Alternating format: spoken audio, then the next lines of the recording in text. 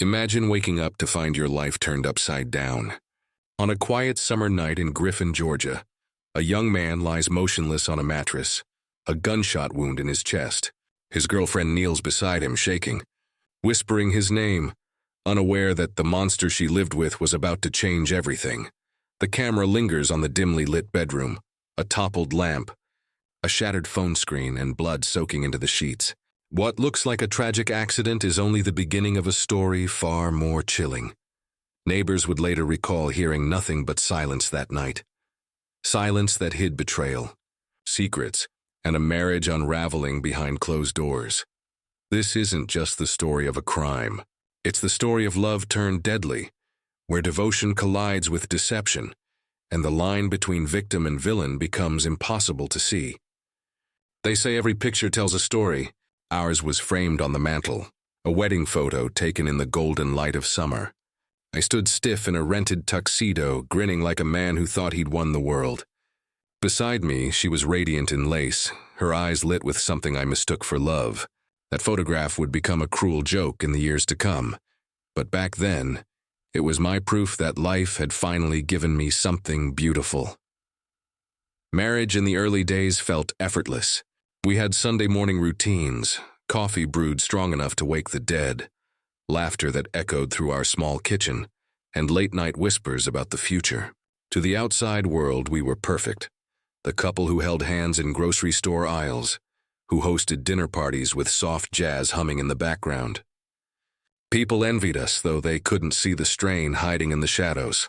I ignored the signs at first, the way her smile sometimes froze, like she was playing a role for the benefit of others. The silences that stretched too long when she thought I wasn't watching.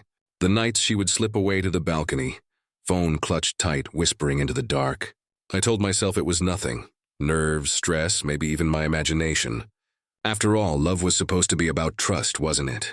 Still, I couldn't silence the unease. I remember lying awake, staring at the ceiling fan spinning shadows across the room, listening to her breathing beside me. Even in sleep, she seemed distant. I'd reach out, fingers brushing her arm, only to feel her shift away as if my touch burned. I told myself not to overthink it. She was tired. Work was hard. Everyone had off days. Yet the doubts multiplied quietly, like cracks spreading across glass. Narration more than memory fills these early recollections now. If you'd asked me then, I'd have sworn we were happy. But looking back, the perfection of those days feels staged. Too polished, like a portrait painted over something rotten. One evening stands out. We were at dinner, candles flickering between us, plates half finished. She lifted her glass of wine, eyes glinting in the light. "You look worried," she said, her tone playful but sharp, as though she already knew the answer. "Just tired," I muttered. "Work's been long." She smiled, too wide, too practiced. "Then stop overthinking. You always do that. Just enjoy tonight." It was a small exchange, insignificant to anyone else. But I remember the way her words made me feel. Dismissed. As if my unease was a flaw she could smooth over with charm. I laughed it off, but inside I felt a tiny splinter lodge deeper. Over time, I would learn that was her gift, to soothe and unsettle in the same breath. To make me question whether I was imagining things, whether the fault was mine for doubting. The cracks were there even then. I simply chose not to see them. Love, I told myself, was about compromise, patience, forgiveness. I believed the little inconsistencies could be ignored, that the foundation of our marriage was too strong to crumble. But the truth was simpler, colder. The foundation was never strong at all. It was only ever a frame, pretty from the outside, hollow within. And soon the perfect picture on the mantel would no longer look like a memory. It would look like evidence. The cracks in our marriage didn't come all at once. They arrived slowly, like whispers in the dark, too faint to name but impossible to ignore. At first it was her smile, a subtle shift. Where it once bloomed freely, reaching her eyes with warmth I trusted, it began to falter. She would smile at me across the dinner table, but it no longer carried softness. It was tight, secretive, as though she was in on a private joke I could never understand. I tried to brush it aside. Maybe I was imagining things. Maybe work had worn her thin. Or maybe the sparkle of marriage had dulled under the weight of routine. But then the absences started. She would say she was working late, deadlines stacking at the office. I believed her the first few times. But then came the inconsistencies, the faint smell of perfume clinging to her clothes that wasn't her own. The way she'd walk through the door with cheeks flushed, not from stress but from something else entirely. And the smile, always that same unnerving, silent smile, when I asked how her night had been.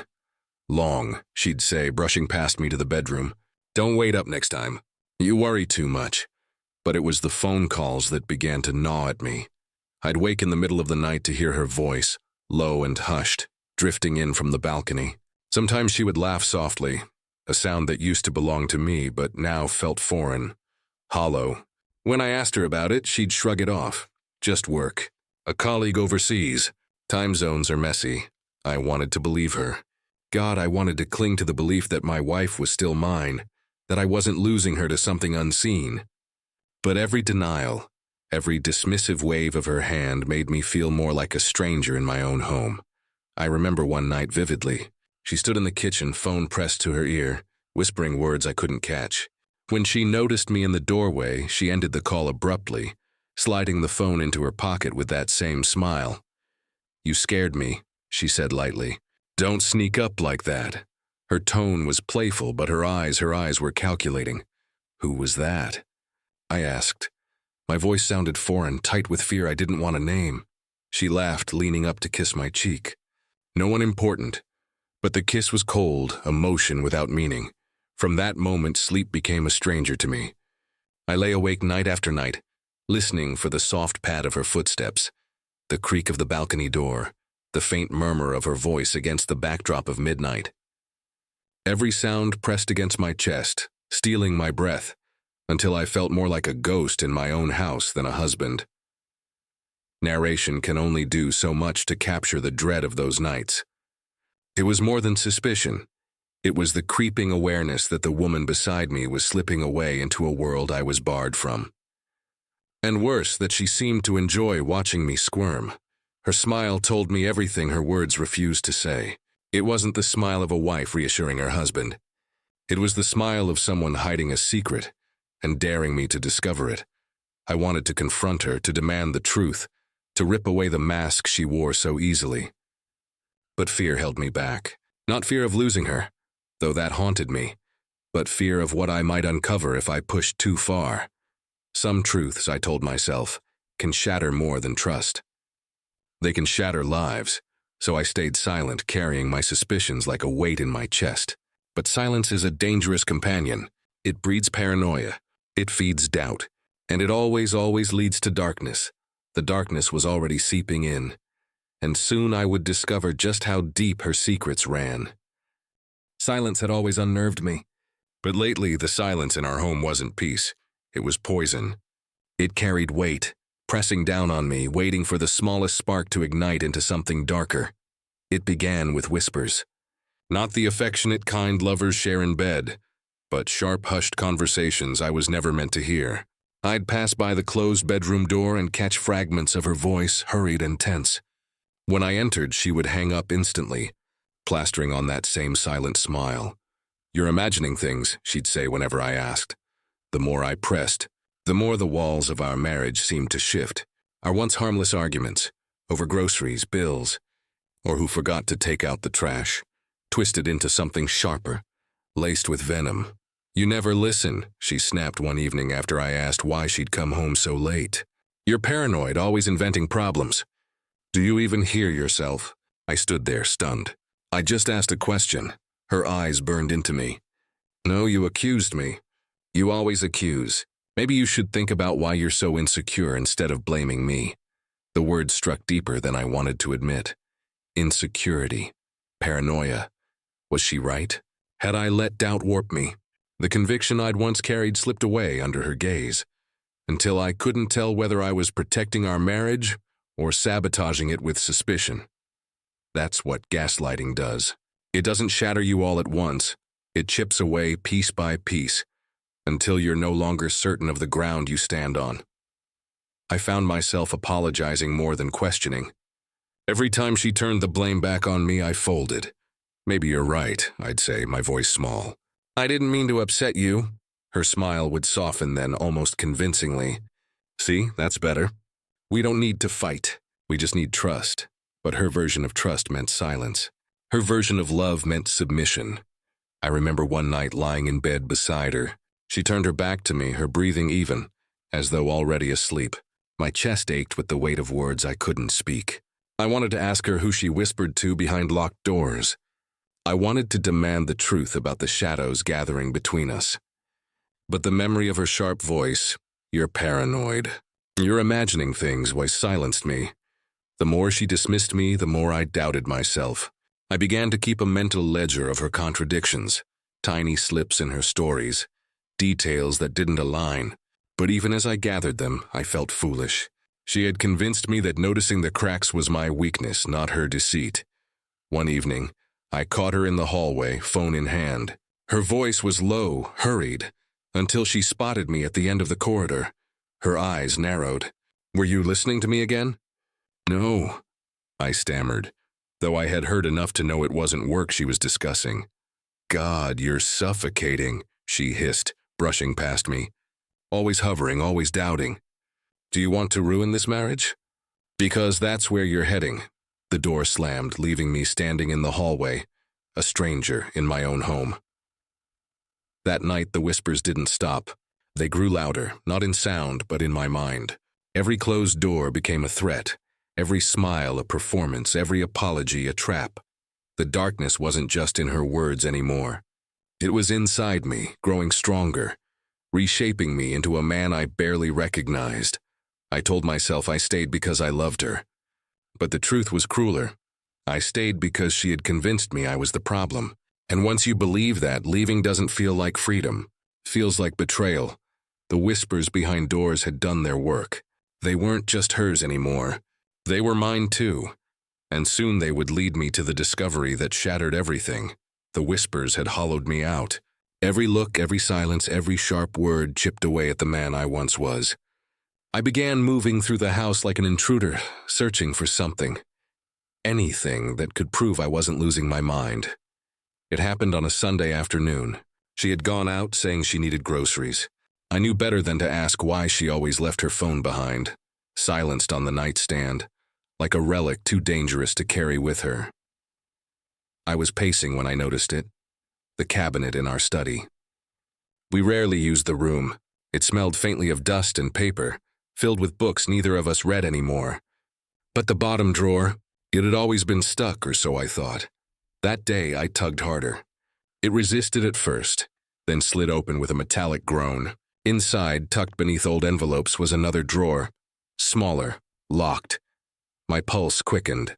Why would she need a hidden compartment in her own home? I searched frantically, checking the desk, the shelves, even the vase by the window until I found it. A tiny brass key taped beneath the bottom of a drawer above. My hands shook as I fitted it into the lock. The drawer opened with a soft click, and inside lay the first proof that my unease had not been paranoia. Letters. Dozens of them. Bound by ribbon, their edges yellowed with time. I pulled one free. The handwriting was bold, masculine, unfamiliar. "My darling, no one will ever understand what we've done. But we are bound forever by blood and by choice." I read the words again and again, the air leaving my lungs. By blood and by choice, what did that mean? Beneath the letters were photographs, blurred, grainy shots of her with a man I did not recognize. Sometimes they were smiling. Sometimes their faces were shadowed, serious. In one, they stood by a car with a license plate I didn't recognize. My stomach churned as I shuffled deeper. Then I found it, a phone. Old, heavy, scratched from use. It lit up when I pressed the button, revealing messages that had not been deleted. When will he find out? "Stop worrying. He suspects nothing. You promised this would stay buried." I dropped the phone back into the drawer as though it had burned me. The room tilted around me. This wasn't paranoia. This wasn't insecurity. She wasn't just hiding late-night calls or secret smiles. She was hiding a past life, one I had never been part of, one laced with danger. I sat on the floor, staring at the open drawer, the letters splayed across the carpet like confessions. The woman I had married, the woman who had sworn to share her life with me, was a stranger. Every laugh we had shared, every kiss, Every whispered promise, all of it now seemed rehearsed, a role she had perfected. And me? I wasn't her partner. I was her cover. I don't know how long I sat there before I heard the sound of the front door opening. Panic surged through me. I shoved the letters and photos back, locked the drawer, slid it shut, and wiped my hands across my jeans as though I could erase the fingerprints of betrayal. "Hey," her voice called from the hallway. "You're home?" I forced myself to sound casual. "Yeah, just reading in the study." She appeared in the doorway, grocery bag in hand, her eyes flicking briefly to the desk before settling on me. For a moment I thought I saw a flicker, a flash of recognition that I had been too close. Then came the smile, that silent, secret smile. My throat tightened. I smiled back, pretending I hadn't uncovered the evidence that could unravel everything. But inside, something had shifted. I no longer doubted my instincts. The danger was real. The betrayal was real. And for the first time I began to wonder not if she was lying, but how far those lies had already gone. The night it happened was colder than usual. The kind of chill that seeps into your bones no matter how tightly you wrap yourself in a blanket. I had been staring at the ceiling for hours, listening to the hum of the refrigerator and the occasional creak of the old house settling. Sleep wouldn't come, not with the unease gnawing at me since discovering the letters in that locked drawer. It was close to 2 a.m. when I heard it, a faint crunch of gravel outside the window. At first I thought it was just the wind stirring loose stones along the driveway. But then I heard it again, deliberate, slow. Footsteps. I pulled back the curtain just a fraction, and that's when I saw him. A man standing perfectly still near the edge of the yard. His face hidden in shadow, but his posture unmistakably purposeful. He wasn't lost. He wasn't wandering. He was waiting. My chest tightened. I wanted to call out for my wife, but something stopped me. A whisper in the back of my mind. What if she already knows he's there? The figure didn't move for what felt like an eternity, just stood there watching the house. Watching me. I could feel his gaze piercing through the glass even though I couldn't make out his eyes. Finally, I gathered enough courage to flick on the porch light. In that instant, he shifted, stepping back into the shadows, dissolving into the night like smoke. Gone. My wife stirred as the light cut through the window blinds. "What are you doing up?" she murmured, her voice groggy but carrying that same detached edge I'd come to fear. "There was someone outside," I said, breathless. "A man just standing there." She blinked at me, then gave the faintest smile, a calm, dismissive curve of her lips. "It's late. You're overtired. Probably just a shadow or some neighbor's kid cutting through the yard." But I knew what I saw. That wasn't a kid, and it wasn't my imagination. The next night I couldn't sleep again. Every creak of the floorboards, every rustle of wind against the siding, made my nerves jump. I sat near the window, waiting, watching. And sure enough, there he was. The same figure, same spot, same eerie stillness. Only this time my wife didn't seem surprised. She didn't even look out the window when I shook her awake. She just pulled the blanket over her head and muttered, "Stop obsessing. You're going to make yourself sick." Her indifference chilled me more than the stranger himself. Why wasn't she afraid? Why wasn't she at least curious, unless she already knew who he was? The thought coiled in my mind like a snake. Her secretive smiles, the locked drawer, the whispered phone calls in the kitchen when she thought I was asleep. They all pointed to something or someone lurking in the shadows between us. By the third night, I stopped telling her what I saw. She'd only deny it again, make me feel like I was losing my grip on reality. Instead, I sat in silence, staring out at the dark, the figure's presence carving deeper and deeper into my paranoia. I realized then that I was no longer living with the woman I married. I was living with a stranger, and outside in the darkness another stranger waited. And the most terrifying part? I couldn't tell which of the two I should fear more. The stranger's shadow lingered in my mind for days, each night stretching longer than the last. I no longer slept. I no longer trusted the woman beside me in bed. Every breath she took in calm slumber felt like a lie, a rehearsed performance I was only now beginning to see through. By the fourth night, I couldn't hold it in any longer. When she slipped her phone under her pillow after a hushed call, I snapped. "Who is he?" I demanded. Her eyes narrowed, lips pressing into a thin line. "Who is who?" she asked, voice perfectly even.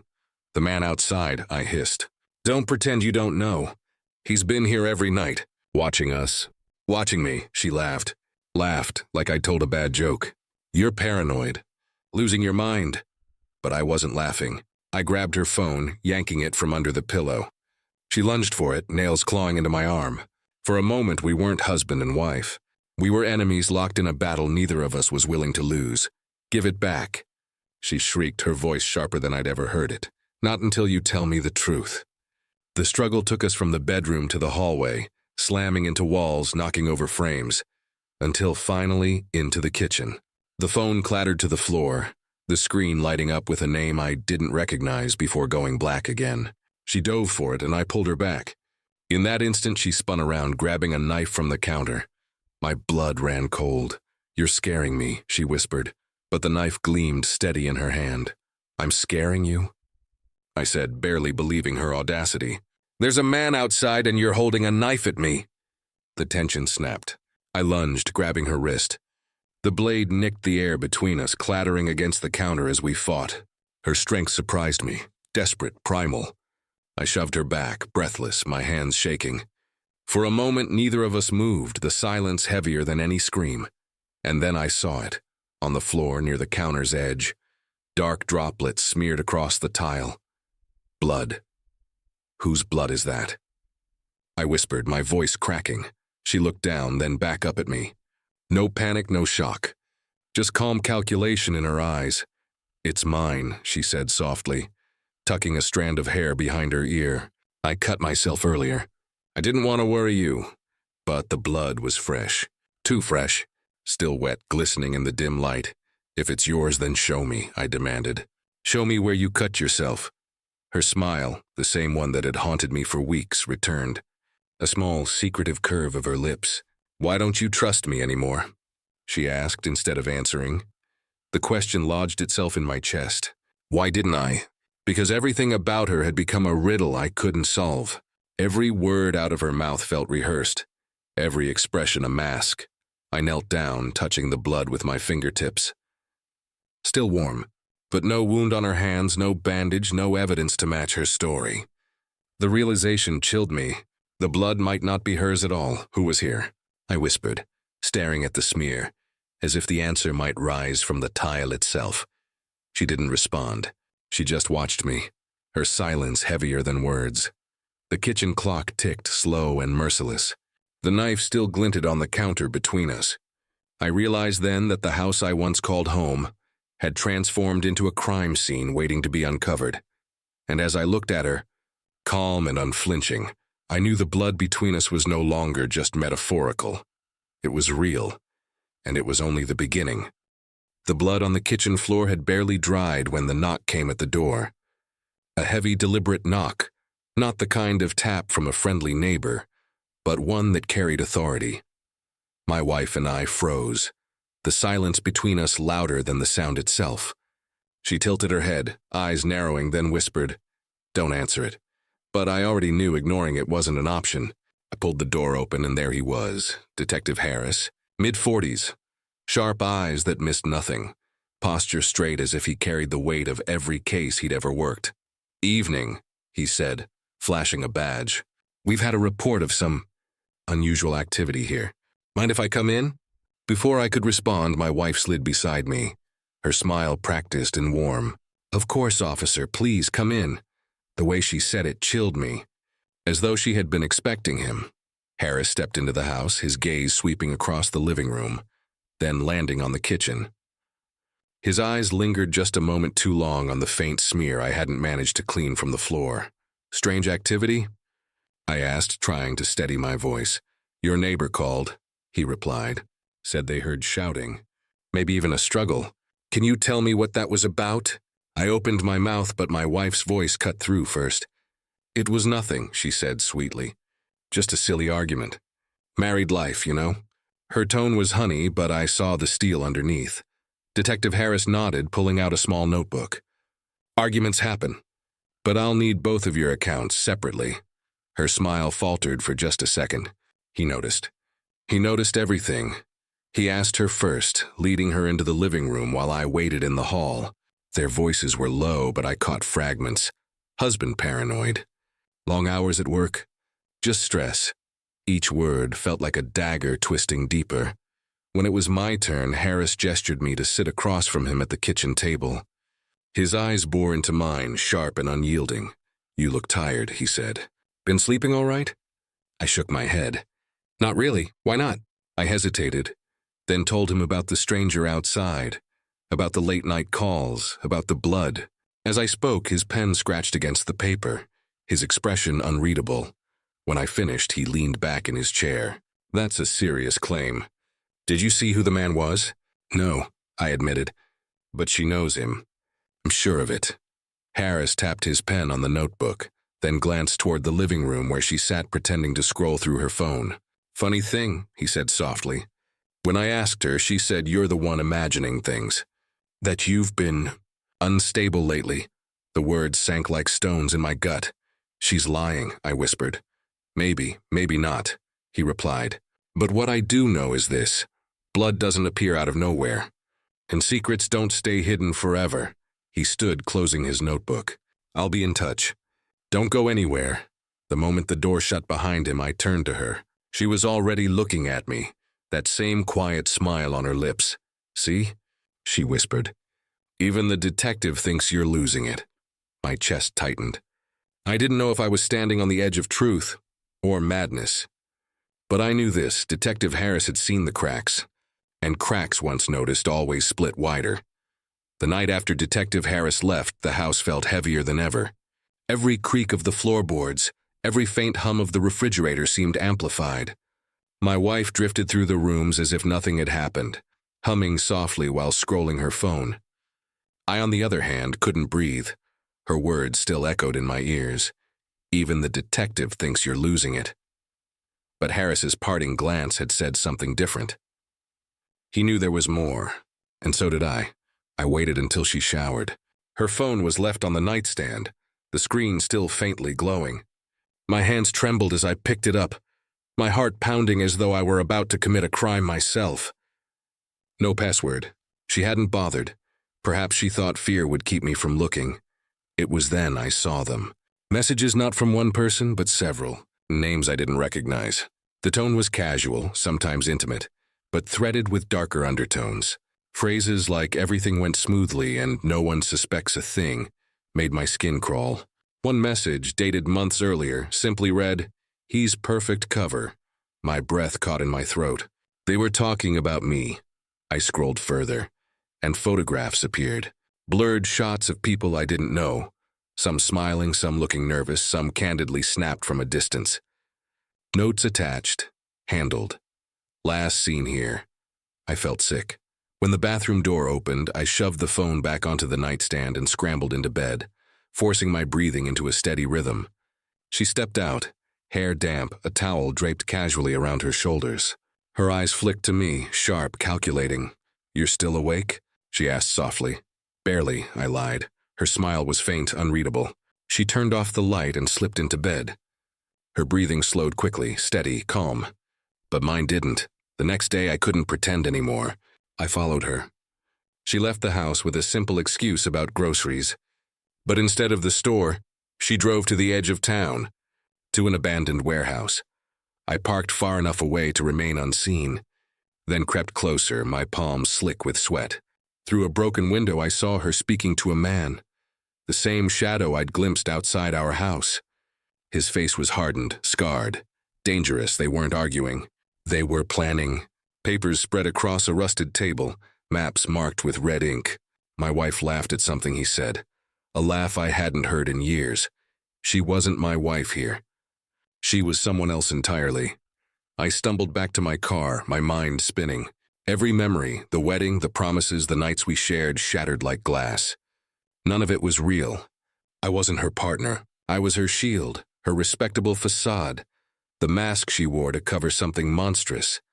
By the time she returned home that evening, I was waiting. My hands shook, but my voice came out steady. "Who is he?" I asked. She blinked innocently. "Who?" "The man at the warehouse." Her silence stretched long, unbearable. Then at last she smiled that same chilling smile. You were bound to find out eventually, she whispered. But you should have stopped digging. My chest tightened. All this time, everything we had, was it ever real? Her eyes softened almost with pity. You were useful. You gave me cover, safety, normalcy. Isn't that enough? I staggered back, the weight of her words crushing me. That night I sat alone in the dark, every piece of my world collapsing. I wasn't her husband, I was her alibi. And Detective Harris's words returned, sharp and haunting. Secrets don't stay hidden forever. Now I knew the truth. The only question was how long I'd survive knowing it. The house was too quiet that night. I sat in the living room, the shadows stretching long across the walls, while she moved through the kitchen with the ease of someone in complete control. My pulse thundered in my ears, but I couldn't let her see fear. Not yet. When she finally joined me, she carried 2 glasses of wine. She placed one in front of me, her eyes glittering in the dim light. To us, she said softly. I didn't lift my glass, her smile flickered. She studied me for a moment, then leaned back, curling her legs beneath her on the sofa. You've changed, she whispered. The way you look at me. You finally see me, don't you? I saw enough, I murmured. The silence between us tightened, sharp as a blade. Then she laughed, low, chilling. Good. Then maybe you deserve the truth. She leaned closer, her voice dropping into a near whisper. Yes, I lied. Yes, I kept things from you. But that's not all, is it? You think those letters, those photographs, those men were the worst of it. They weren't, they were only the surface. I gripped the armrest, my knuckles white. Then what? Her smile widened, though her eyes never softened. I've done things you can't imagine. The man you saw at the warehouse? He wasn't a stranger. He was a partner. Years ago, before all this, he and I took care of problems. People who stood in the way. We made them disappear. My chest tightened, air leaving my lungs in shallow bursts. She tilted her head, watching me. And you know what the best part is? All this time, while you've been playing husband, you've been protecting me. Every dinner, every picture-perfect moment. You were my shield. The words sank into me like poison. Why are you telling me this? I asked hoarsely, her smile thinned. Because you were never supposed to find out, and now, you've seen too much. The glass of wine sat untouched in front of me. Suddenly it looked less like a gesture of love and more like a test. My hand hovered above it, then pulled away, she noticed. Her expression hardened. You think I'd poison you? She asked softly, almost wounded.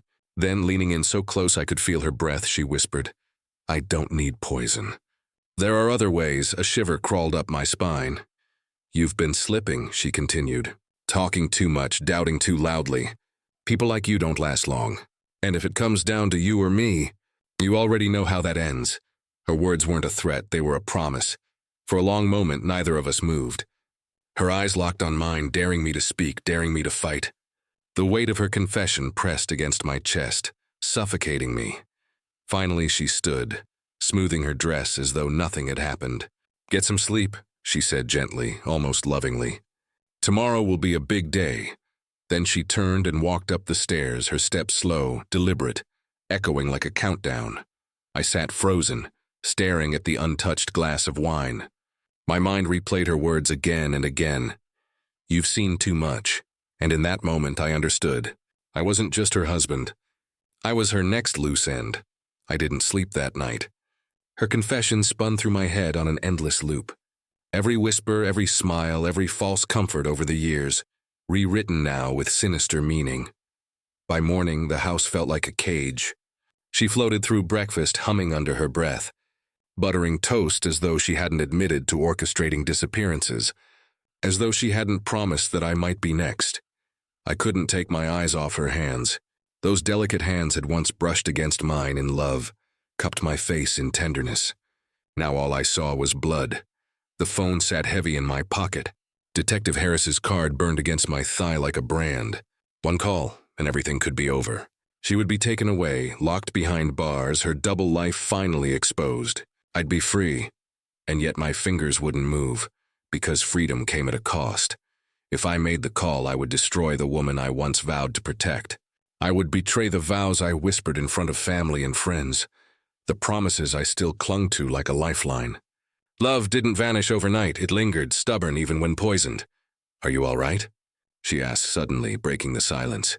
Her eyes met mine across the table, unreadable pools of calm. I'm fine, I lied. She studied me for a moment, then smiled faintly, as if she could see the war raging inside me. Maybe she already knew the choice I was struggling to make. The hours bled together. I paced the living room, replaying every moment of our marriage. The first time we met, the night I proposed, the way she laughed on our honeymoon, the way she cried when her father died. Were those moments real, or were they just parts of a performance? I couldn't decide which possibility was worse. By dusk, I found myself standing in front of the mirror, staring at a man I barely recognized. Hollow eyes, tight jaw, a man trapped between love and justice. If I stay silent, I'm complicit. If I speak, I destroy her and myself. That's when my phone buzzed. Text from an unknown number. She won't choose you. End it before she ends you? My stomach dropped. The stranger, the man from the warehouse. He was still out there, circling us like a wolf. I turned toward the stairs. She was up there, humming again, moving about the bedroom. For a fleeting second, I imagined climbing the steps, confronting her with everything I knew, demanding she end this nightmare. Maybe, just maybe, she'd admit she still loved me. Maybe she'd let me in. But I also imagined her smile hardening, her hand reaching for the knife I'd seen her clean too many times. Justice or love. Survival or devotion. I walked outside instead, the night air cold against my skin. My thumb hovered over Harris's number, trembling. Then I heard her voice from the doorway. Going somewhere? I turned. She stood framed in the porch light, her expression soft, almost innocent. But the glint in her eyes told me she knew. She always knew, my voice cracked. Tell me one thing, was any of it real? She tilted her head, the ghost of a smile curling her lips. Does it matter? The answer crushed what little resolve I had left. I slipped the phone back into my pocket. I couldn't do it, not yet. As she stepped closer, her hand slipping through mine with a warmth that felt like both comfort and chains, I realized the truth. I wasn't choosing justice. I wasn't choosing love. I was choosing survival in the gray space between them. And the most chilling part? I didn't know how long that choice would keep me alive. The night stretched long after my decision, though decision hardly felt like the right word. It was more of a surrender, a fragile truce between truth and terror. I hadn't called Detective Harris. I hadn't confronted her either. I had done nothing, because nothing seemed safer than everything. She moved around the house with her usual grace, as if the walls hadn't just swallowed confessions of blood and betrayal. She set down her glass on the nightstand, folded her clothes with precision, and slipped beneath the covers like any other night. No trembling hands, no guilt in her eyes, just calm. Beside her, I stared at the ceiling, listening. That was when I noticed it. The silence. It wasn't the peaceful silence of a couple at rest. It was heavier, sharper, the kind of silence that pressed on your chest and refused to let you breathe too deeply. It was a silence filled with questions. Would she strike if I spoke? Would she smile if I stayed quiet? Would she ever see me as anything but her next possible loose end? My thoughts kept circling back to Harris. He would call again, I knew. He wasn't the type to let go, not when the puzzle remained unsolved. But what could I tell him? That my wife had confessed to crimes with a laugh, only to slip into bed beside me like nothing had happened? That survival now depended on silence? In the morning, she brewed coffee. I watched her pour it into my cup, steam rising like a warning. She slid it across the table with that same soft smile, the one that once meant love and now felt like a blade. You didn't sleep much, she said lightly. I'm fine, I whispered. The silence swallowed my words whole. Days blurred after that. Harris came by once, his eyes scanning the house with suspicion.